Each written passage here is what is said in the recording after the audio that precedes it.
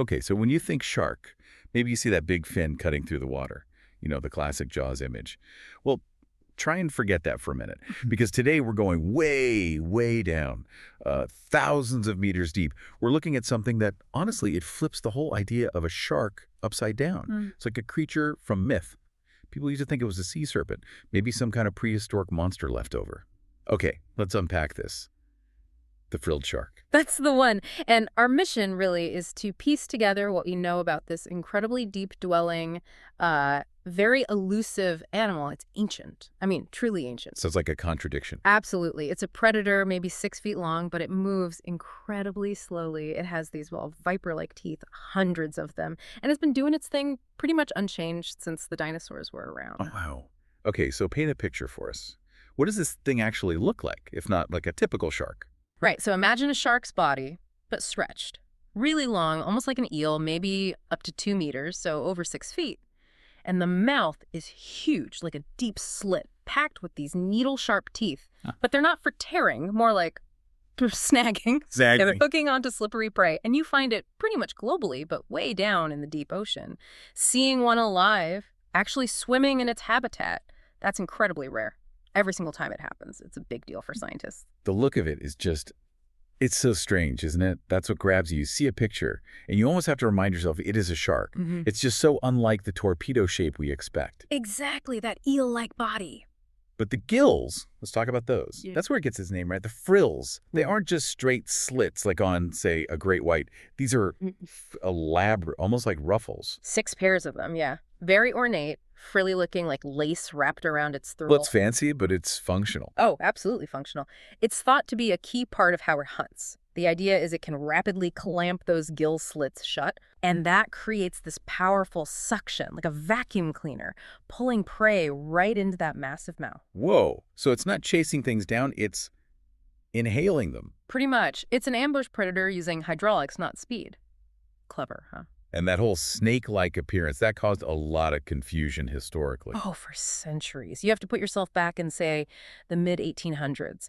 The first proper scientific description, around 1844, the scientist, Samuel Garman, he specifically wrote that its head made him think of triangular heads, deep cleft mouths, and fierce looks of many of our most dreaded snakes. So they literally thought it was some kind of sea snake. Well, yeah, or some other marine reptile.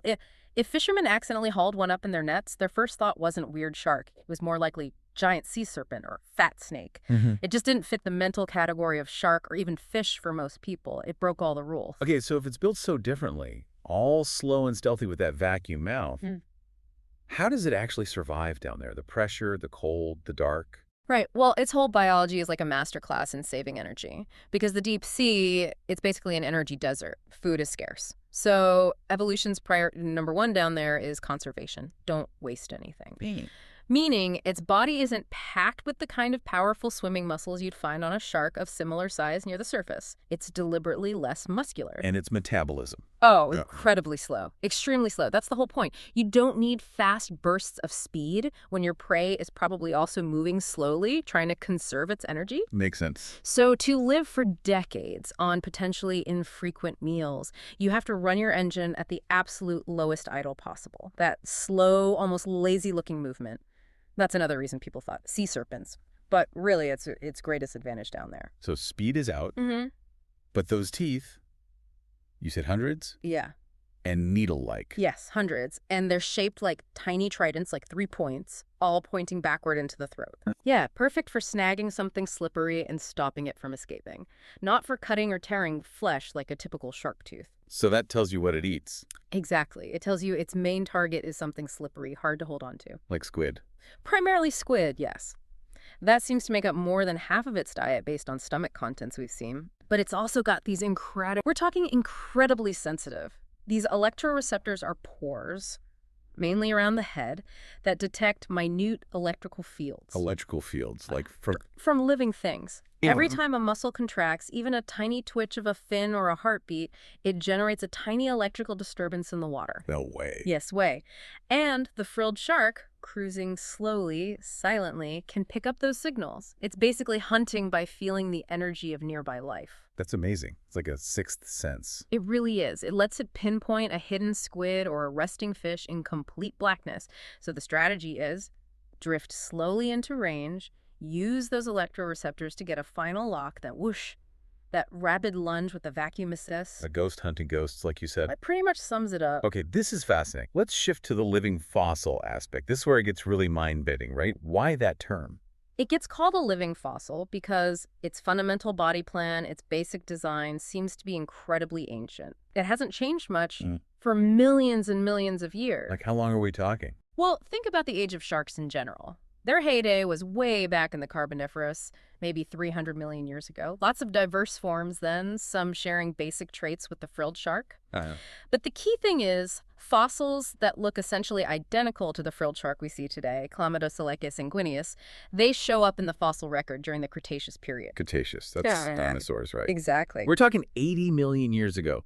T-Rex was walking around on land while this shark, looking pretty much as it does now, was swimming in the deep oceans. 80 million years. Unchanged. How is that even possible? Most things evolve, adapt, change. Well, it suggests its lifestyle and its environment have been remarkably stable. While surface oceans changed, continents moved, mass extinctions happened, the deep, dark, cold trenches offered a relatively consistent refuge. It found a niche, this slow-moving, deep-water predator strategy, and it worked so well in that stable environment that there was no evolutionary pressure to change. The design didn't need upgrading. So if it works, don't fix it on a massive timescale. Precisely. And that longevity connects it to some of the most ancient, or what we call basal, shark lineages still alive, like the 6-gill and the 7-gill sharks. They also tend to be deep water specialists with ancient features. They're among the most primitive sharks known. And this suggests a consistent daily life too, this stable existence. You mentioned vertical migration. Yes, it seems to have a daily routine, likely unchanged for millions of years, driven by energy and food. So during the day? Stays deep, conserving energy in the coldest, darkest water, moving slowly, just existing. And at night? It migrates upwards, sometimes hundreds of meters, potentially getting as shallow as 50 meters below the surface, which is quite a journey. Why? To hunt. Following the prey, like squid, which also often migrate vertically at night. Then, before dawn breaks, it descends back into the abyss. That vertical journey must cost a lot of energy, though, which makes the next part, its reproduction, seem even stranger. Ah, yes. The reproduction. This is probably one of the most astounding things we've learned about it relatively recently, too. Which is? It has one of the longest gestation periods known for any animal on Earth. Okay. How long? Over 3 years. Possibly up to 3.5 years. Wait. 3 years? A 3-year pregnancy?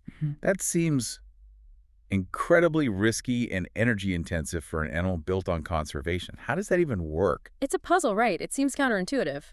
But think about the deep sea environment again. Stable, predictable, low predation pressure for the adults. The strategy seems to be invest heavily in a few offspring rather than having lots of vulnerable young. So slow and steady wins the race, even for babies. Apparently. The mother carries the developing pups. Internally, it's viviparous, meaning they hatch inside her. She carries them until they are quite large and well-developed, maybe around 50 centimeters or close to 2 feet long, at birth. So they're born as mini adults, basically. Essentially, yes. Ready to hunt immediately. No helpless larval stage. The average litter size is small, maybe 6 pups, sometimes up to a dozen.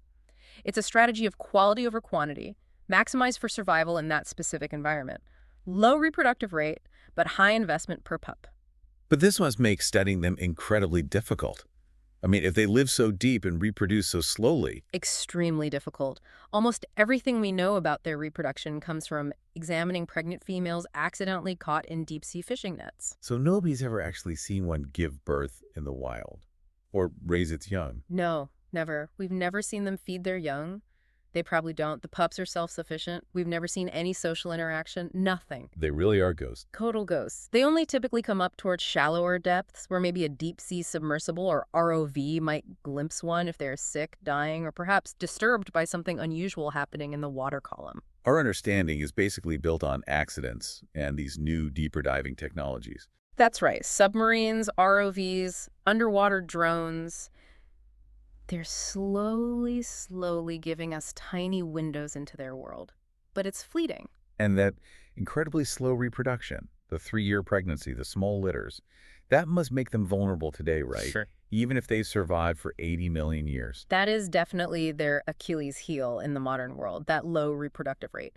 If their populations were suddenly hit hard, say, by becoming common bycatch in a new deep-sea fishery, they would recover incredibly slowly, decades, maybe centuries, if at all. So their ancient survival strategy could become a liability now. Potentially, yes. While they seem stable for now, listed as least concern, mostly because they're widespread and rarely interact with fisheries, any significant increase in deep-sea exploitation could change that picture very quickly. The deep sea isn't the untouchable refuge it once was. Right. So what does this all mean? When we look at the frilled shark, we start thinking monster, sea serpent. But really, it's this incredibly specialized deep-sea survivor. It's optimized for slow living, energy saving, and vacuuming up squid. Exactly. It's not a failure to keep up with evolution. It's a stunning example of finding a perfect solution 80 million years ago and sticking with it because the environment allowed it. It's evolutionary success through consistency, not constant change. Beautifully put. It didn't need an upgrade. Its ancient body plan was, and perhaps still is, perfectly tuned to one of the planet's largest, most stable habitats. It's a testament to endurance. So here's something to think about then, building on that. Go on. This creature relies on darkness, silence, pressure senses, electroreception, a world totally alien to us. And its life cycle is incredibly slow. With humans now pushing into the deep sea, thinking about mining, exploration, noise pollution, what would it actually take? What level of change would we have to inflict on the deep ocean to finally, after 80 million years, force this ultimate survivor to actually change or disappear? That is quite the thought. What's the tipping point for a creature that defines stasis? Something for all of us to really ponder as we look deeper into our oceans.